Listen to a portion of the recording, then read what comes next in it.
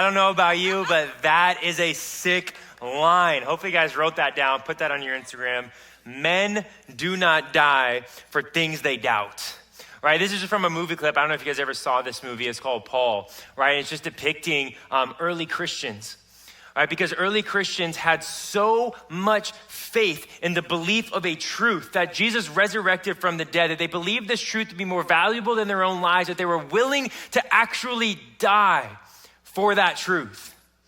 I mean, just imagine that for a second. Think of the things you believe in. To actually believe in something so much that you'd be willing to die for it. It's pretty intense. And we're gonna have a conversation around this tonight. So I just wanna pull it back a little bit. I wanna ask you guys something. When you were growing up, and maybe it's still true to this day, but especially when you were a kid, did you guys have a favorite superhero? Yeah? Batman? Batman? Anyone? Superman? What was that? You're just saying, yeah. Who are your favorite superheroes? Spider-Man. My dad. Yeah, you're my dad. My favorite superhero was by far Batman, right? I got 3 kids. 2 of them are daughters, and I've actually got my daughters to like Batman enough where we have a Batman action figure, and they have a Barbie in one hand and Batman in the other hand, and they play with them together. It's super cool. And so my son, he doesn't like Batman yet. He's liking Spider-Man. We'll get him there. But when I was little, it was all about Batman. And I have this like very clear memory, which is crazy because this was my 4-year-old birthday party. And I actually remember parts of this because at my 4-year-old birthday party, Batman came to my party. The real Batman. And at that age, at 4 years old, right, there was no doubt in my mind, right? The truth that I was willing to believe, that I had no doubts on, is number one, that Batman was real, right? That he was here at my party and he was here for me. Right, but as I got a little bit older, right, I eventually found out that was not Batman. That was just my dad's friend who was an accountant that showed up, right? And so my point is, you know, when I was little, I believed so much in the truth, but as I got older, I mean, just part of living life is truths change. And truths even that I believed about myself have changed. Right? I remember when I was younger, I really believed I was gonna go into business. Like my whole life, even as a little kid, I believed like that's what I was gonna do with my life. I was going to go into business. In fact, I believed this so much. You guys know what the game Sims is? Yeah. All right, I played a version of that called Sims Business. And I was actually really good at it. I did use the cheat code to get unlimited money and make my business thrive. But my whole point was I just was so focused on going into business. So when I went to college, of course, I started off going to college trying to get my business degree until I took one 4-hour accounting class and realized I hated it so much that I said, you know what?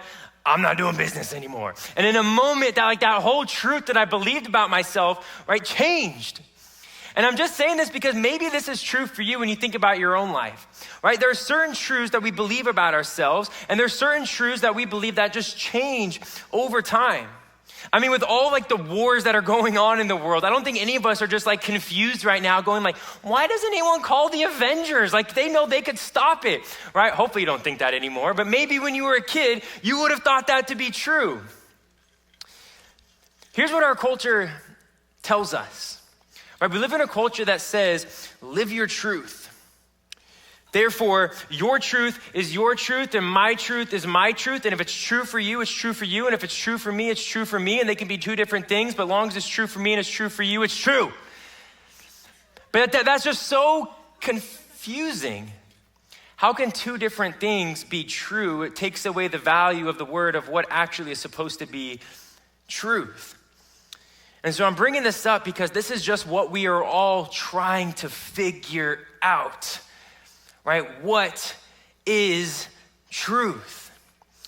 And so just for sake of clarity for this conversation today, okay, we just need to at least come up with a definition of truth, right? Just for the sake of definition, with no cultural ties, with nothing associated, just purely by a definition basis, right? What is the word of truth supposed to mean?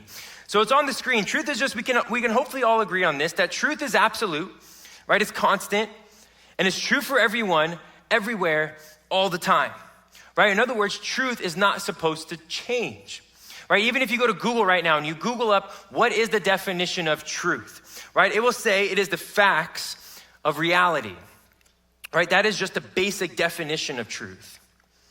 And so for Jesus, there is this moment right before he was going to be crucified, right? Their Jewish religious leaders had arrested Jesus, but the only way they could actually crucify him is they had to bring him to the Roman government. That was the ruling government at the time.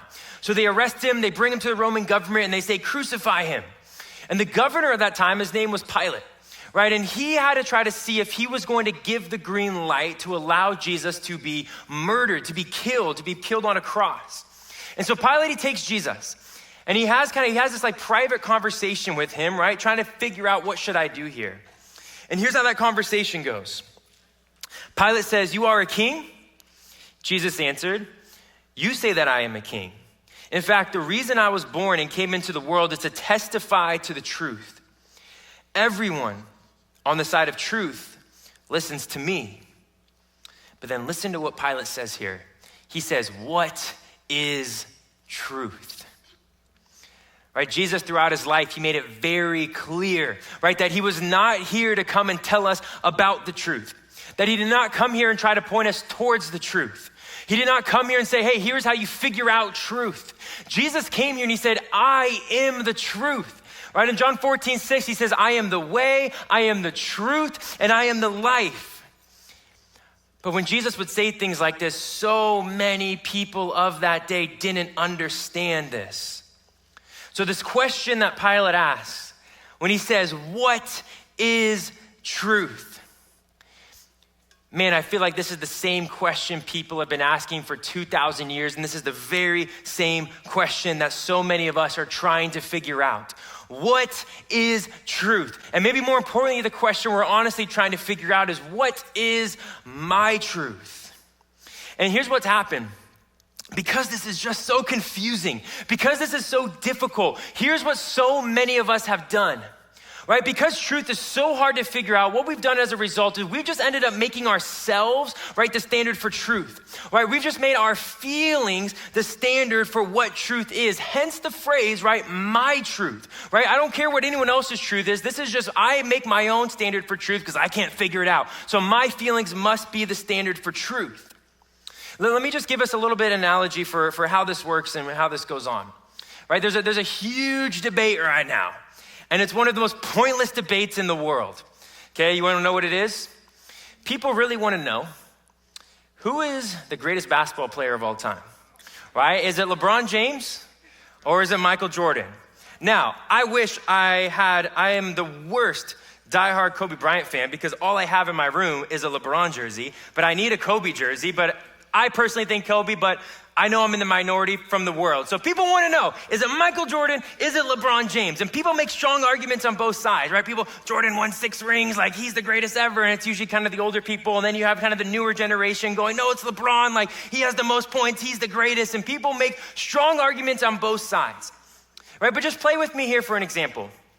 Let's just say that LeBron James just never retires, okay? He just keeps playing and he wins 8 more championships. And his son Bronny, who's on his team now, he grows up and he has his own kid. And that kid grows up and he makes the NBA and he joins the Lakers. And now LeBron is a literal grandpa playing with his grandson on the Lakers and he keeps winning championships, right? At a certain point, right, everyone, no matter how much you hate LeBron, at a certain point, everyone would have to just humble themselves and accept the reality that, okay, I admit that LeBron James is the greatest player ever. But guess what? Some people will never do that. And you wanna know why? Some people will say, I don't care, like, so what if he's won 50 championships, right? Michael Jordan will always be my GOAT. I mean, I got to see him play. The way he made me feel, you will never be able to tell me otherwise that Michael Jordan is the greatest player of all time. You guys, this is a prime example of the problem of my truth. Because my truth is always defined by my feelings. And the problem with my feelings is my feelings constantly are lying to me. If I lived my life just constantly following my feelings will lead me into a life of destruction. Because my feelings always just want to do what's easy in the moment. Right? It's because of our feelings that people don't want to forgive others and they want to take revenge and hurt people. It's because of our feelings we want to just do what's easy, and so many people watch so much horrible things on the internet and caught in pornography that destroys minds. So many people, because of their feelings, is the reason why there are so many broken homes. It's because of our feelings that so many people lie and they cheat and they steal and they let anger take over them and they're constantly fighting. It's because of our feelings that this world is so corrupt and people will rather value money more than people, and just there's so many problems. Listen to me, our feelings cannot be the standard of truth, because following my feelings will always lead me down the path of destruction. Right? I have to understand that my feelings don't necessarily equal truth. Listen to what it says here in Proverbs 14:12. It says, there is a path before each person that seems right, but it ends in death. Meaning for all of us, right? There are feelings that seem like truth, obviously, because there are feelings, right? There are things that feel right. But when we follow those feelings, most of them will lead us towards destruction. I mean, I have to admit, there's a thing I'm an overcoming addict on, and I'm getting better at this because I've learned it leads to destruction, and I know many of you struggle with this too, and it's hot Cheetos, right? And I want to just say, how many of you guys love hot Cheetos? If I said, you know what, stop the message right now, we're pausing on this, and I said, bring in the 1,000 bags of hot Cheetos, and it's like playing music, and we brought in 1,000 bags of hot Cheetos, and I said, we are partying tonight, and we just all start eating all these hot Cheetos, guess what? That would be the greatest moment in all of our lives, and it would feel amazing, and it would feel great, and this would be like legendary status. But then guess what? Tomorrow is coming. And we would wake up, and for the next 48 hours, every single one of us would be crying in the bathroom, wondering, why did I do that? My point is this, is that our feelings seem like truth, but it does not always lead to life, right? Here's what it says in Jeremiah 17:9. It says, the human heart is the most deceitful of all things, and it is desperately wicked. Who really knows how bad it is? Listen, my feelings will lead to destruction. Therefore, my feelings cannot be the standard of truth. And if in my life I want to experience the life and the hope and the peace that every single one of us is so desperately searching for in this life, there has to be something better than my truth. And so right now, I want to just talk to us really quickly about a huge difference that can come in our life.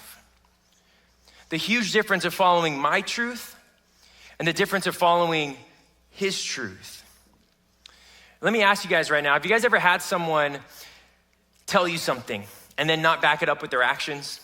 Right, have you ever had, maybe don't say yeah, just think in your head here because I don't want to make things awkward here, right? But maybe you had someone be like, man, like you're my best friend, like you're my bestie for life, right? And you're like, cool, let's hang out. And then they just ghost you, and then they just flake on you, and then they just exclude you and hang out with other people, right? My point is this, is that many people can say things with their words, but every single one of us, our actions are either going to invalidate or validate the truth claims we make to people, right? Even for me as your pastor. Right? I genuinely, I tell you this all the time that I love you guys. And of course it's genuine. I genuinely love you guys. And we do all of this every single week because I want you to know Jesus and how good he is. But I understand there's a responsibility that comes. That if I say I love you guys, there's a responsibility to show that with my actions. And just like all of us, I'm a Christian trying to get better at this. I'm not perfect at it, but I'm making a point that every single one of us, when we make a truth claim, our actions are either gonna validate that claim or invalidate that claim, right? Jesus made some pretty big truth claims. He said, I am the way, I am the truth, and the life. And if you're not a Christian, you don't follow Jesus, you can hear that, and just obviously the next question that you should be asking is you should be saying, okay, cool, why should I believe you, Jesus? Okay, cool that you said that, but guess what? Anyone can just say that. Why should I believe that you really are the way, the truth, and the life? Right? Jesus, just like anyone else, needs to be tested when we make a truth claim. And so Jesus, like I said, he made some pretty big claims, right? He actually claimed to be God in human form.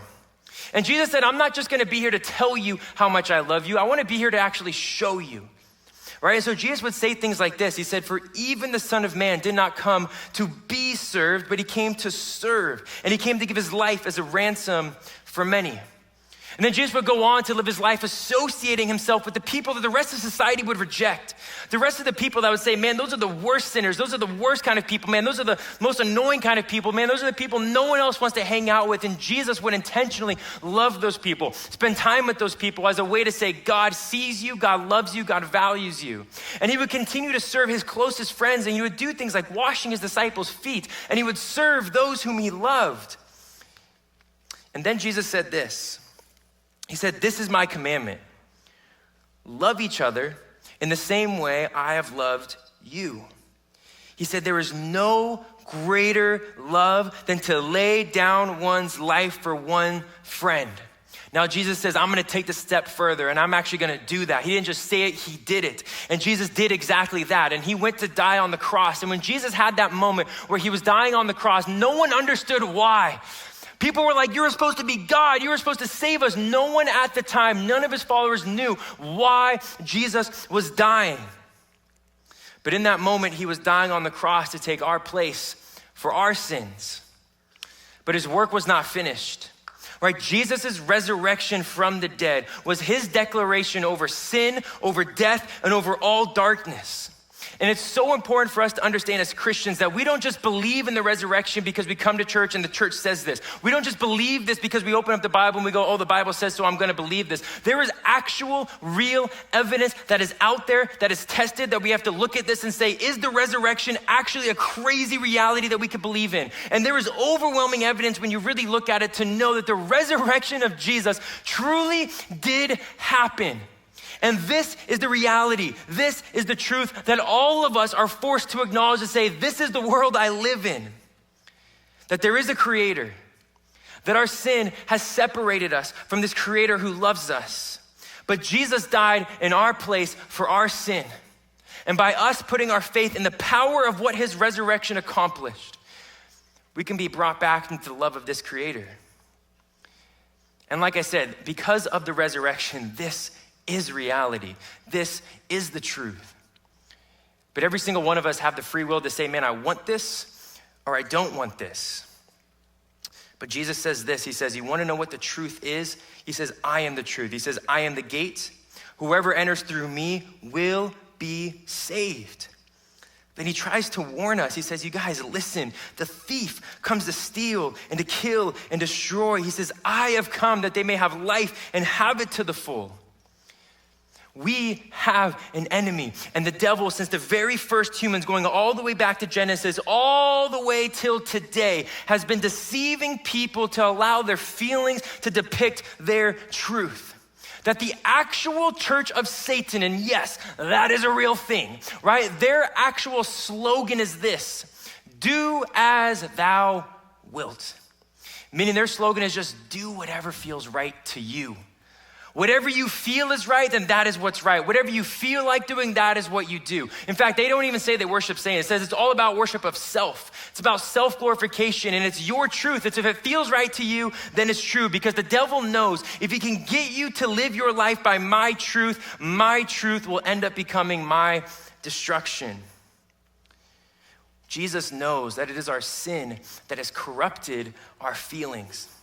And Jesus did not come to hurt us. He did not come to destroy us. He did not come to condemn us, to judge us. Jesus came to save us.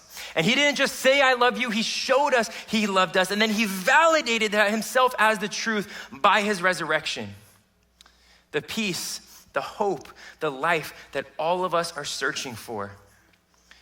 Jesus says it's not found in an idea. It's found in a person, and it's found in me. And he says, this is how you do it. And this is what I'll end with here tonight. He says, you wanna find truth, you wanna find freedom, you wanna find peace. He says, here's how you do it. He says, whoever wants to be my disciple must deny themselves, take up their cross daily, and follow me. Right, that word just means picking up your cross. What that means is that we have to die to ourselves. That we need to put to death our flesh, we need to put to death our feelings, we need to put to death living by my truth so that we can start living by his truth. So I know the worship band is gonna be getting ready to come up here right now, and I wanna just kind of lead us into this. All right, again, following Jesus is not about condemnation. Following Jesus is not about just feeling guilty all the time. Following Jesus is not about saying, okay, I got to learn all the rules so I can make sure I'm a good little Christian girl and a good little Christian boy. That's not what it means. Following Jesus is not about trying to be a part of some religion. Following Jesus is about finding the truth. And the truth is found in a person. And the person of truth brings us to freedom. Following Jesus is about finding freedom. Jesus said, this is in John 8, he says to the people who believed in him, he says, you are truly my disciples if you remain faithful to my teachings. And you will know the truth, and the truth will set you free. And so tonight we're gonna have an opportunity if you wanna just partake in this next moment, but we are gonna offer freedom tonight. Because freedom comes from finding Jesus. And I want us just to think about this right now, right? If you've been living your life by my truth, meaning you've been living by your feelings, right? And this is something that even those of us as Christians, we struggle so much with this. It is such a hard thing to not live your life by my truth. Because like I said, our truth, our feelings, obviously there are feelings. And our feelings always want to get us to do what's easy in the moment. But if we constantly just live our life by our feelings are going to lead us down the path of destruction. Jesus says, listen, I'm calling you into something so much better. I'm not calling you into a life of misery. I'm not calling you into a life of pain. I'm calling you into a life of freedom, where there is peace, where there is joy, where there's a very rest for our souls that all of us are searching for. And the only way we can get there, Jesus says, is we have to come to a place of surrender. And maybe we have to come to a place of surrender day after day after day after day and say, Jesus, I surrender. I'm giving up my truth so that I can live my life following your truth. And so in a moment, I'm gonna give us this chance here right now. For every single one of us.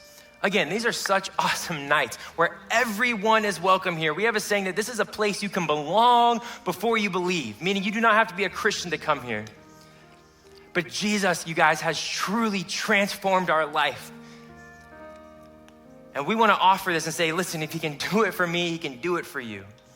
And so if you've been here, we've done this before, and even if you've been coming here every single week, you've been following Jesus your whole entire life, it's not easy. And we need these moments to continue to surrender. So in a second, I'm gonna let us know when, but there's gonna be a chance for us just to come up here to the front, right? And it's gonna be just a moment for just you and God, where we're gonna come up here and we're gonna actually get on our knees. Because there's something powerful about actually putting yourself in a physical posture of surrender to Jesus. Because sometimes getting in a physical posture can move our spirit into a place of just surrendering to Jesus. And here's all this moment is if you come up here, whether you want to come up here as a way to say that I am putting my faith in Jesus for the very first time, or you're going to be coming up here saying, man, I needed to have my daily surrender to Jesus because I'm following him, but it is still a struggle. You're going to have a moment here just to pray. And you're going to say, Jesus, I'm giving this to you. I'm giving you my addiction that I've been struggling with. God, I'm giving you this insecurity that's been ruling my life. God, I'm giving you this depression that I just want to leave me. God, I'm giving you my worries. God, I'm giving you my fears, my doubts. God, I'm giving just my truth. I'm giving you the things that I've been struggling with. Because God, I need to start committing myself to just living for your truth. So I'm just gonna say a quick prayer. I'm gonna invite us to come here and listen. I'm just gonna give it a moment. And as soon as I do, as soon as I feel like when this moment is over, I'm just gonna close this out in prayer. We're gonna have one more worship song and just continue to have this moment just to sit with God and let him speak to you. Your leaders are gonna be here during that song, right? If, like I said, you're here tonight and you're like, when you came to the front, you're like, man, I wanna put my faith in Jesus, come talk to one of us, right? We wanna, number one, celebrate that with you, but number two, we wanna just lead you into that prayer and show you what that next steps are in knowing Jesus and following him. So let me pray for us. Lord, as we just come to you, we have this moment of surrender. God, I full well know that this is a big conversation. But Lord, this is just a moment for us just to take that first step into acknowledging, Lord, that my life is not about putting myself in the throne. Lord, that if I want to find peace, if I want to find hope, if I want to find what this life is all about, then I have to submit myself to the truth. And the truth is you, Jesus. I just pray over every student that comes up here to the front, God, that you just meet them in the most gentle yet powerful way, letting them know that you are with them, that you see them, that you love them, that you have not rejected them, that you do not condemn them. It is because of your blood that was shed that you accept them, that you are here with them, Lord, that you are with us. In your name, Jesus, amen.